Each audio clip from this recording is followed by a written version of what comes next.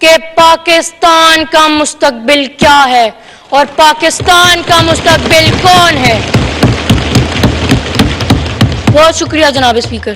میں پوچھنا چاہتا ہوں کہ بچوں کے کھیلوں کے مقابلے کیوں نہیں ہوتے اور ہمارے کھیلوں کے میدانوں پر پلازے بنانے کی اجازت کون دیتا ہے؟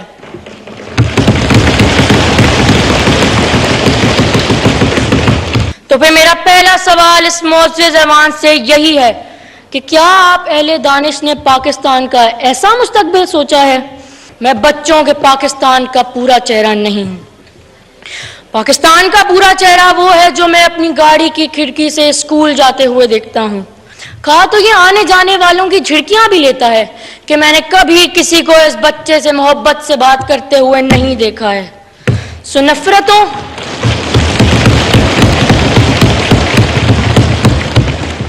شکریہ۔ The next speaker is Sayyid Ali Akbar Hashmi. Sayyid Ali Akbar Hashmi صاحب۔ جناب اسپیکر اور معزز ارکان قومی اسمبلی، میرا نام سید علی اکبر ہاشمی ہے اور میری عمر ہے 13 برس۔ میں پاکستان کے ان خوش نصیب بچوں میں سے ایک ہوں جسے پاکستان کے بہترین تعلیمی ادارے تک رسائی حاصل ہے، جسے 3 تو کیا شاید 5 وقت تک کا کھانا نصیب ہے۔ میرے بستے میں ساری مہنگی سے مہنگی کتابیں ہیں، میری پوشاک شاندار ہے اور میرے پاس پہننے کو جوتے بھی ہیں، لیکن جناب اسپیکر میں 10% سے بھی کم ہوں، کیونکہ میں بچوں کے پاکستان کا پورا چہرہ نہیں ہوں۔ پاکستان کا پورا چہرہ وہ ہے جو میں اپنی گاڑی کی کھڑکی سے اسکول جاتے ہوئے دیکھتا ہوں۔ یہ چہرہ میرے ہی جیسے اس بچے کا ہے جس کے پاؤں میں جوتے نہیں، جس کے جسم پر پورا لباس بھی نہیں، جو سردی میں کپ کپاتا رہتا ہے اور بارش میں بغیر چھت کے رہتا ہے۔ یہ بچہ اسکول نہیں جاتا کیونکہ یہ یا تو کسی موٹر ورک شاپ کا چھوٹا ہے، یا یہ غبارے بیچتا ہے، یا یہ چوک پر گاڑیوں کے شیشے صاف کرتا ہے، اور اگر کچھ نہیں کرتا تو جناب اسپیکر یہ بھیک مانگتا ہے۔ اسے بھوک لگتی ہے تو یہ کوڑے کے ڈھیر سے گلا سڑا کھانا ڈھونڈتا ہے۔ ہوٹلوں کے باہر یہ کسی کا چھوڑا ہوا برگر، سینڈوچ، روٹی جو بھی ملے کھا لیتا ہے۔ کہا تو یہ آنے جانے والوں کی جھڑکیاں بھی لیتا ہے کہ میں نے کبھی کسی کو اس بچے سے محبت سے بات کرتے ہوئے نہیں دیکھا ہے۔ سو نفرتوں،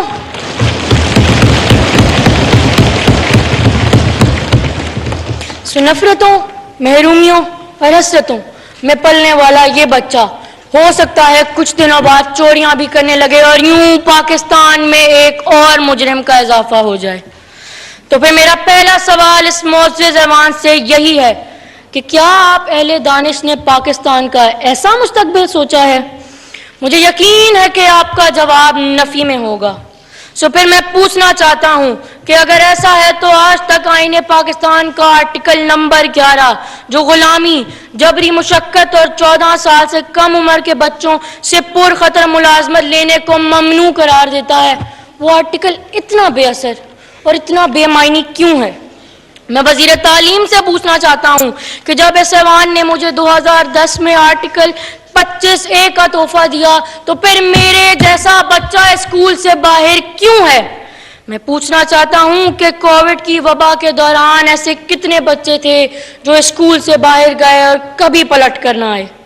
میں پوچھنا چاہتا ہوں کہ جب معزز رکن میناز اکبر عزیز نے اسکولوں میں بچوں کو مارنے کے خلاف بل اسی اسمبلی سے پیش کرایا تھا تو اس پر عمل درآمد کیوں نہیں ہوتا؟ میں پوچھنا چاہتا ہوں کہ بچوں کے کھیلوں کے مقابلے کیوں نہیں ہوتے اور ہمارے کھیلوں کے میدانوں پر پلازے بنانے کی اجازت کون دیتا ہے؟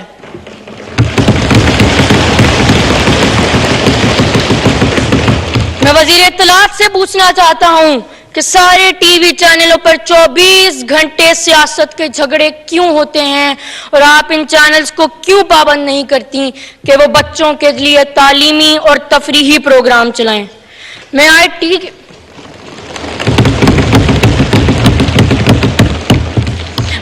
کے وزیر سے پوچھنا چاہتا ہوں کہ سوشل میڈیا کو بچوں کی خرید اور فروخت کا ذریعہ بننے کی کھلی چھٹی کیوں ہے؟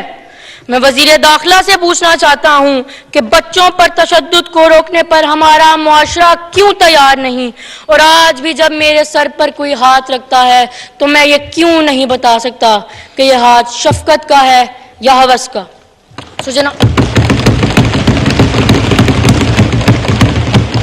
جناب اسپیکر، میں آپ سب سے پوچھنا چاہتا ہوں کہ میرے جیسا وہ بچہ جو مجھے اسکول جاتے ہوئے اپنی گاڑی کی کھڑکی سے نظر آتا ہے، اس کی آنکھوں کی محرومی اور وحشت کا جواب کس کے پاس ہے؟ میں جانتا ہوں کہ میں اور میری گاڑی سے نظر آنے والا وہ بچہ 18 سال سے چھوٹے ہیں۔